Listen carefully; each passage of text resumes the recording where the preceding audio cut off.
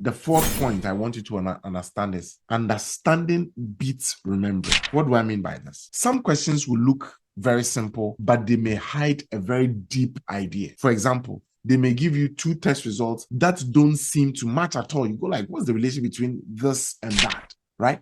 The exam is not asking you to panic. It is rather asking you, do you understand how the human body works? And how are you going to approach a question like that? When you see numbers or test results that don't look like they match, I want you to do something. Don't guess, because in reality, the examining body is trying to test something. Rather, ask yourself, what explains the difference in these two labs in that same individual? You know, if you understand the basics, you won't need to memorize any tricks. Number 5, you need to think like a Canadian medical doctor. What do I mean? And more especially, like a Canadian family physician. The MCQ one is not a specialist exam. No, many of the questions, if you go through the free questions which have been given, are talking about very common conditions in older adults, in children, everyday clinic problems. And how do you approach questions like these? You have to ask yourself, what will a Canadian family doctor need to recognize quickly and safely in this patient and address?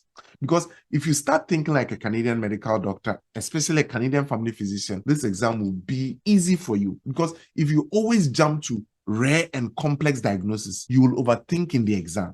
And the exam is not for overthinkers at all. The 6th point I want to raise is this. The exam cares about the patient's life, not just the disease. Because sometimes the question is not asking for a diagnosis. And if you go through some of the free questions, you will see what I'm talking about. It may ask, what is the most important thing to ask? What's the most important thing to assess? Or what's the most important thing to consider? And that is because the MCQ one cares about, the person's life in totality, school life, the person's function, the person's safety, activities of daily living. And so how are you going to approach a question like that? You have to ask yourself, how does this problem affect this patient's life right now? Because that mindset is very important if you want to ace this exam.